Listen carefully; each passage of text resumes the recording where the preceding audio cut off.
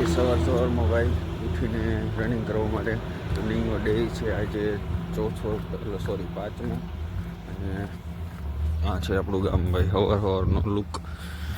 તો મળીએ થોડાક આગળ.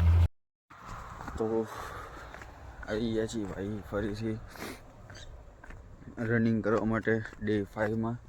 અને અત્યારે આપણે આજે આવ્યા છીએ ભાઈ જે અમારે જેતપુર બાજુનો જે રોડ છે ને ત્યાં. અને ફાઇનલી અત્યારે આપણે ભૂગ્યા છીએ સ્મશાન પાસે અને વાગી ગયા છે ભાઈ 6:50 એટલે કે 7 વાગી ગયા છે. એટલે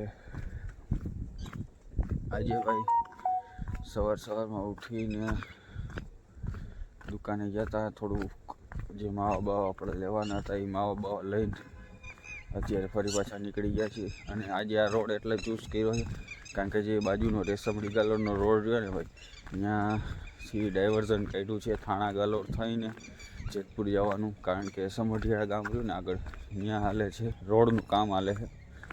એટલે મોટાભાગના વાહન બસ ને બધું ત્યાંથી હાલે એટલે હાલવાની જગ્યા ઓછી મળતી હોય છે. એટલે આપણે નીકળી ગયા છીએ અને આ છે આપણું સ્મશાન. અને અત્યારે તો બહુ જાજા ઓછું પબ્લિક અહીંથી નીકળે. જો અત્યારે રિક્ષા નીકળે બહુ ઓછું પબ્લિક નીકળે છે. એટલે કીધું આપણે આજે આ બાજુનો રૂટ લઈ લઈ. એટલે સવારમાં નીકળી ગયા છીએ આજે રનિંગ કરવા માટે ડે 5. આવું છે ભાઈ બધું. માતાજી બધાય હકાય રાખે. સવારમાં ઉઠાડી દઈએ એટલે ધન્યવાદ કહેવાય. બાકી અત્યારે તો હાલતા ક્યારે હોઈએ કોઈને કંઈ ખબર નથી ભાઈ. અને સવારમાં ભાઈ માઇન્ડ એકદમ ફ્રેશ છે. હાલવાની એવી મજા આવે છે. અને એટલા બધા જો સવારમાં લોકો નીકળે ને એ વિચારતા છે કે આ શું કરે છે. પણ ભાઈ અમે બનાવી છે બ્લોગ ભાઈ.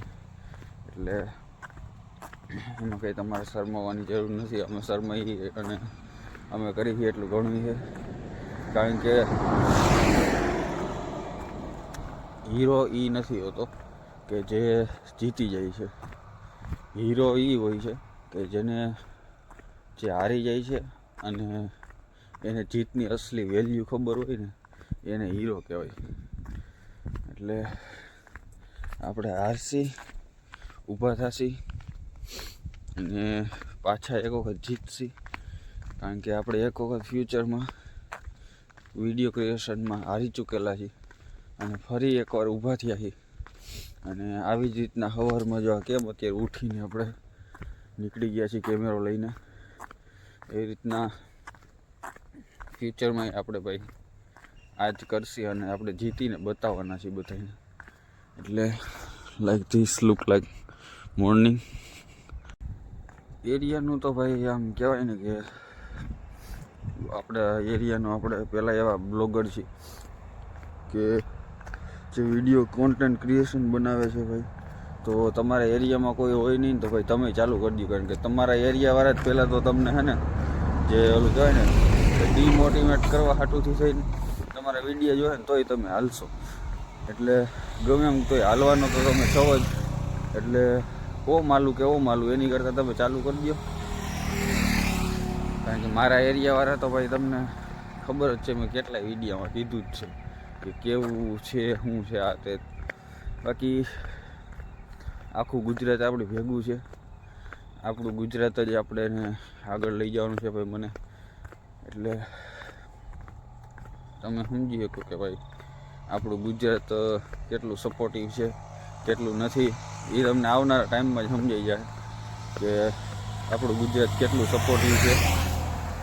કારણ કે હિન્દીમાં આપણે બનાવવાનું ચાલુ નથી કર્યું ને એનું મેઇન રીઝન જ એ છે કે આપણે બીજા રાજ્યોના ઓલું કહેવાય ને કે સપોર્ટ નથી જોતા. આપણે આપણા ગુજરાતનો જ સપોર્ટ જોઈએ છે. એટલે જ આપણે ગુજરાતીમાં બનાવવાનું ચાલુ કર્યું છે.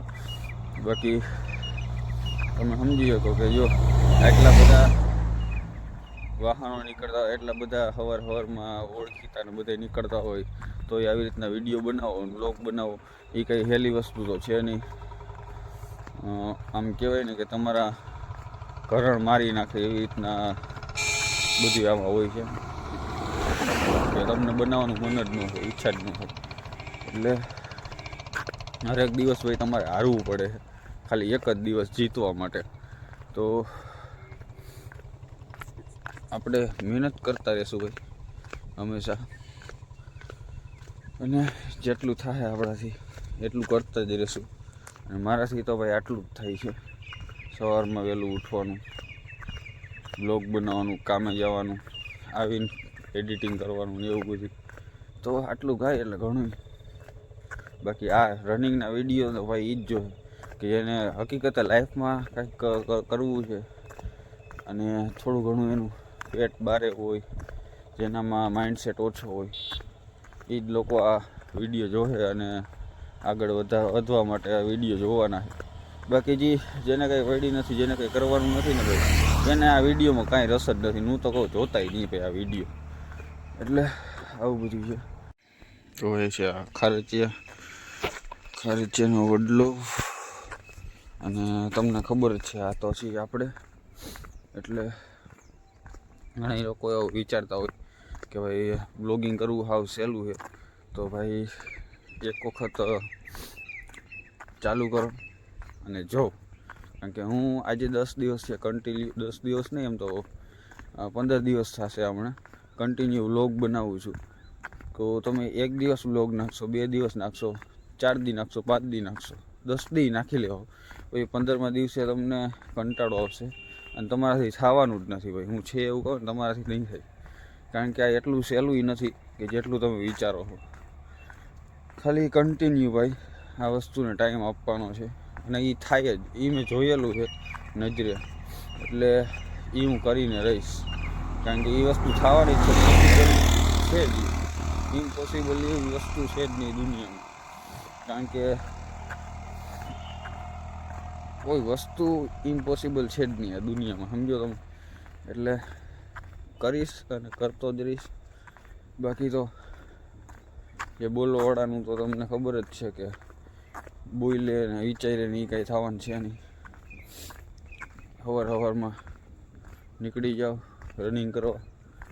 બાકી જો સામે બોર્ડ લાગી ગયો છે ભાઈ જંગલ ખાતાનો, કે ભાઈ હવે આ જંગલમાં જ છે. એટલે હવે કદાચ સિંહ કદાચ અહીં આવે તો તમારે કાંઈ ઉપાધિ કરવાની જરૂર નથી. એવી એનું ઘર જ છે, તમારું ઘર નથી. બાકી ભાઈ રોડ બની ગયો પછી બહુ શાંતિ થઈ ગઈ છે. મજા આવે. મને તો ભાઈ તો કાંઈ ને અત્યારમાં તો ઊભું રહી જાય ને તો મજા આવી જાય. ક્યાં સામું જોયો એમ થાય કે આ કોઈ દી માણા જ નથી જોયું. માણા જ જોવું હોય તો શું કરો છો? સવારમાં કંઈ સમજાતું નથી મને તો. આવું છે ભાઈ બ્લોગ બનાવવાનું તો, કે એવા માણસો તમારે આમ એવી રીતના સામું જોઈએ ને કે તમને એમ થાય કે તમે કંઈક એવું કંઈક ઓલા ઊભા ન કોકને કીસું કરતા હોય રોડ ઉપર ઊભા એવી રીતના તમારી સામું જોઈએ. પણ ભાઈ નથી કાંઈ, તમારા બાપનું લઈ લેતા બધા ખરેખર હકીકતમાં એટલી મજા આવે ને ભાઈ, વાત પૂછોમાં. મગજ ચલાવી નાખે ભાઈ સવાર તમારો બોલું કહેવાય ને કે તમારો કોઈ શેડ્યુલ બિગાડી નાખે. આવું બધું છે ભાઈ સવારનો લુક. હજી તો બધા ઉઠતા રહીને બ્રશ કરતા રહીને ત્યાં તો આપણે આપણા બ્લોગ બનાવીને ભાઈ ઘરે હોઈએ એવા હોય. મોટિવેશન તો ભાઈ કોઈ વસ્તુનું મોટિવેશન જોતું જ નથી કોઈને. કારણ કે મોટિવેશનમાં એવું થાય છે કે તમે જેને મોટિવેટ કરવા માગો છો ને ભાઈ, એ મોટિવેટ થવા જ નથી માગતા. બાકી જો એને મોટિવેટ થવું હતું ને ભાઈ તો એ કેદુંનું થઈ ગયું હોત. તમે વિચાર કરો ભાઈ, મારી જેવડા અમુક માણસો મેં જોયા છે મારા ફ્રેન્ડ સર્કલમાં ઘણા બધા, જ્યાં મેં ફ્યુચરમાં કામ કર્યું છે હાથે. એ લોકોમાં ભાઈ મેચ્યોરિટી જ નથી. કોઈ જાતની મેચ્યોરિટી જ નથી ભાઈ. ખાલી કરવાનું શું ખબર, ઉઠવાનું 10 વાગે, પછી સિગરેટ પીવાની, પછી ગામમાં આટા વીટા મારવાના, ખાવા પીવાનું, સૂઈ જવાનું, આઈફોન લેવાનું હપ્તે, એવું બધુંમાં જ ધ્યાન છે ભાઈ. હકીકતમાં ભાઈ આ ઉંમર એવી છે ને કે આ ઉંમરમાં તમે સ્ટ્રગલ કરી લો ને ભાઈ, તો આવનારા સમયમાં ભાઈ તમે જ્યારે બધા કહેવાય ને કે ભાઈ પૈસાની પાછળ દોડતા છે, જ્યારે એનાથી કામ નહીં થાય એમ હોય ને, ત્યારે તમે સારી એવી આમ કહેવાય ને કે ઓલી પૈસાની મૂડી બનાવીને બેસી જઈશું ને કે ત્યારે તમારે કામ કરવાની જરૂર નહીં પડે, સમજો.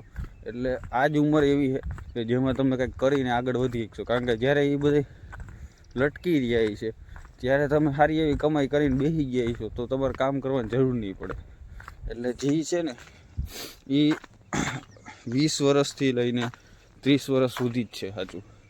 ખાલી 5 વર્ષથી 6 વર્ષ તમે તમારી જાતને આપી દો ને ભાઈ કે મારે કંઈક કરવું છે, એ તમને હકીકતમાં ભાઈ એટલી કામ આવશે ને કોઈ લિમિટ જ નથી. કારણ કે મેં ભાઈ મારી 18 વર્ષની ઉંમર પછી મેં વિચારી લીધું મારે ભણવું જ નથી ભાઈ. ભણ્યા કોઈને નોકરી મળી નથી, બરાબર. અને નોકરી નથી મળે એમ તોય આપણે લઈ લીધી હતી. તે પછી આપણે કામે ચડી ગયા આ તે. પછી હું એટલો મોટિવેટ થઈ ગયો ને મને એ સમજાઈ ગયું કે ભાઈ ગમે એ થાય, હું 30 વર્ષની ઉંમર સુધી મારે કંઈક સરખું સારી એવું બની જવું છે, બાકી આપણું ભેગું થવાનું નથી. એટલે ખાલી આટલો માઇન્ડસેટ થઈ જાય ને ભાઈ એટલે બધું આવી જવાનું. બાકી તો જો સવારમાં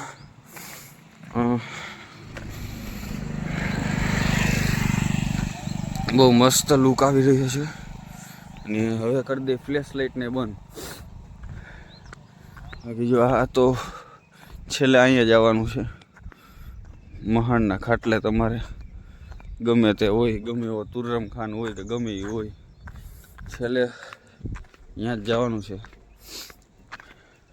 એટલે બહુ જીવનની મોહમાં અહીંયામાં પડવાની જરૂર નથી. કારણ કે તમે જોઈ શકો છો હું અહીંયા છું અને સામે શમશાને ખાલી 500 મીટરનું જ અંતર છે ભાઈ. પણ એ હું અહીંથી કઈ અહીંયા પૂગી જાઉં ને કાંઈ નક્કી નથી, સમજી શકો તમે. એટલે બહુ હાઈવોય કરવાનું રહેવા દો, અને જેટલું થાય છે ને જેટલું કરી શકો એમ છો ને એટલું કરી જ લ્યો. મોજ મજા કામ ધંધો બધુંય કરી લ્યો. બાકી એટલો 500 મીટરનો જ અંતર હોય છે ઘણી વાર. ક્યારે વહી જાઓ ને કાંઈ નક્કી ન હોય.